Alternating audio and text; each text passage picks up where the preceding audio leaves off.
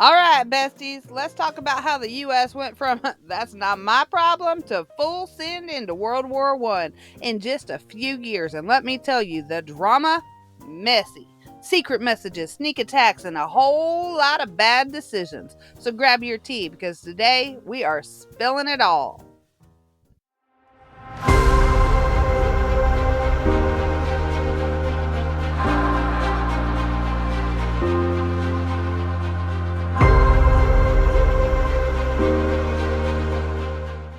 So it's 1914 and Europe is a disaster. We're talking trench warfare, new deadly weapons, and countries literally blowing each other up left and right. And the US, well, Wilson was like, we'll just watch from over here, thanks.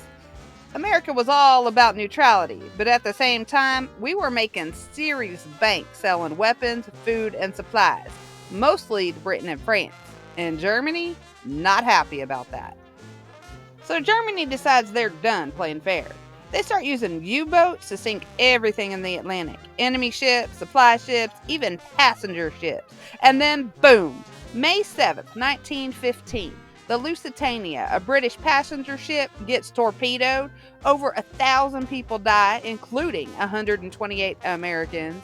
Germany tries to be like, oops, our bad, we thought it had weapons. But America, furious. Wilson is big mad and basically tells Germany, knock it off. And Germany actually promises to chill with the Sussex Pledge in 1916. But guess what? They did not chill. And then this happens. The Zimmerman telegram. Oh, honey, this was wild. Germany literally texted Mexico and was like, hey, if you help us fight the U.S., we'll totally get you back Texas, Arizona, and New Mexico. Deal? And then, bam, the British intercepted it, handed it to the U.S., and suddenly everyone was mad. Wilson officially done. Oh, and let's not forget what was happening in Russia. So Russia had been fighting on the Allied side, but by 1917, they were falling apart. The country was starving, soldiers were deserting, and honestly, the whole place was a mess. And then, boom, the Russian Revolution. In March 1917, Tsar Nicholas II gets overthrown. A new provincial government takes over, but plot twist, by November, Vladimir Lenin and the Bolsheviks take over in another revolution.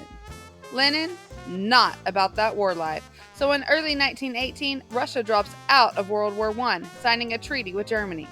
And honey, they gave up huge chunks of land just to get out of the war.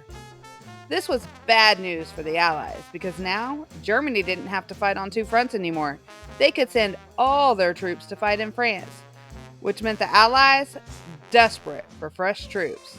Lucky for them, guess who's about to show up? By April 1917, Wilson walks into Congress, gives his most dramatic speech yet, and drops the line, "The world must be made safe for democracy." And just like that, the U.S. declares war on Germany.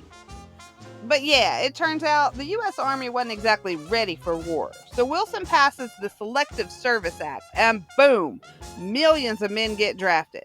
Meanwhile, back home, the whole country is going full wartime mode. Factories are making weapons, people are rationing food, and women are running factories like bosses, and African Americans moving north in huge numbers for jobs in what becomes the Great Migration.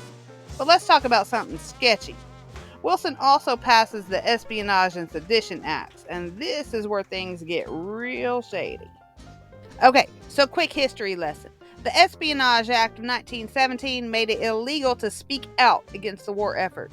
And then in 1918, the Sedition Act made it even worse. People were getting arrested just for criticizing the government.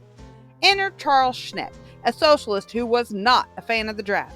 He printed up leaflets saying, hey, the draft is basically slavery. Don't do it. And the government was like, oh, that's illegal. Arrest him.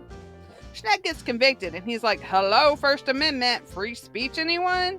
So he takes his case all the way to the Supreme Court. And in 1919, the SCOTUS ruled against him in Schneck versus United States.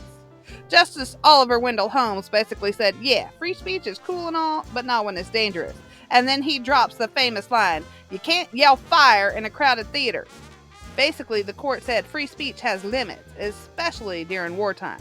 Huge deal. Like, imagine getting arrested today just for tweeting something that the government didn't like. Yeah, kind of terrifying.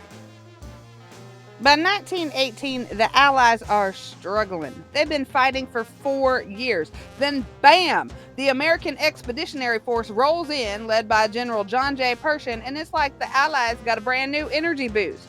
The U.S. helps win major battles, especially the Battle of Argonne Forest, and Germany surrenders. November 11th, 1918, the war over. Now, I wish I could say that's the end of the story, but oh honey, it is not.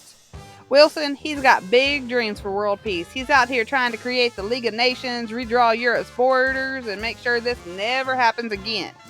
The U.S., not interested. Congress is like, we're done. Thanks, but no thanks. And that is going to set up a whole new mess, which we'll get into next time. So make sure you subscribe, hit that like button, and come back for part 3, because honey, this tea is still brewing.